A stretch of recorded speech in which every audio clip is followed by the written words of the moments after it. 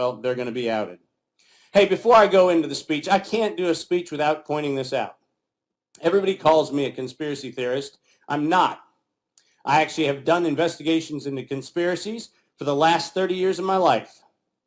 They're criminal conspiracies, and for those of you missing the point, a criminal conspiracy is defined by two or more people getting together to plan an illegal act. The slide behind me is the living proof that this was not a theory. This is a criminal conspiracy of domestic terror. And let's read, so that we get this into the record, what exactly they said. Until an infectious disease crisis is very real, present, and at an emergency threshold, it is often largely ignored. To sustain funding, anybody? To sustain funding, not for public health, not for your health and well-being. To sustain funding beyond the current crisis, we need to increase the public understanding of the need for medical countermeasures such as a pan-influenza and a pan-coronavirus vaccine. Ladies and gentlemen, this statement was made by Peter Daszak in 2015. And in 2008, the World Health Organization said coronavirus was eradicated. Why in 2015 would at a National Academy of Sciences meeting, they say that we need the world to accept a pan-coronavirus vaccine for a thing that didn't exist? Why would you do that? Because you're a criminal conspirator is why. That's why you do it. And it turns out it gets worse. A key driver is the media, and the economics will follow the hype. We need to use that hype to our advantage to get to the real issues. Investors will follow if they see profit at the end of the process. That's a quote. That statement was made in 2015 at the National Academy of Sciences meeting, and it was so egregious that they decided to publish it in February of 2016 in the Proceedings of the National Academy of Sciences. Ladies and gentlemen, that's admission of a felony. And the felony is domestic terrorism.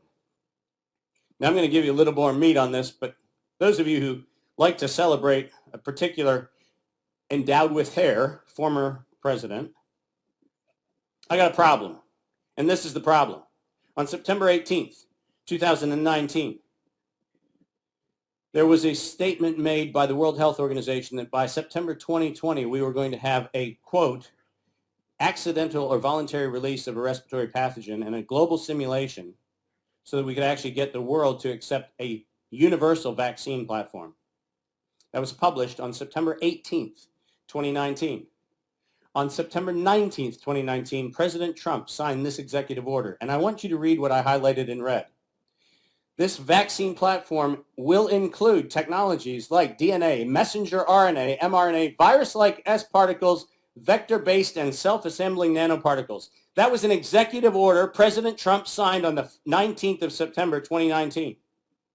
Do you see the executive order that President Trump signed the day after Anthony Fauci, the Chinese CDC, and the Bill and Melinda Gates Foundation, in an illegal criminal conspiracy, said that we were going to build a universal pan-coronavirus vaccine? The next day, the president signed that executive order. Now, I don't know how many hamburgers he ate that night, but I'm going to tell you what. My guess is he didn't write that. Anybody want to go out on a limb with me on that one? My guess is that every piece of language in that document is something that did not come out of a Big Mac wrapper. He didn't open it up going, cheeseburger and coronavirus vaccine nanoparticles. But the point is, that doesn't exonerate a failure in leadership. If you as a leader put your signature to the death sentence to Americans, you know what you've done? You've signed the death sentence of Americans. That's what you've done.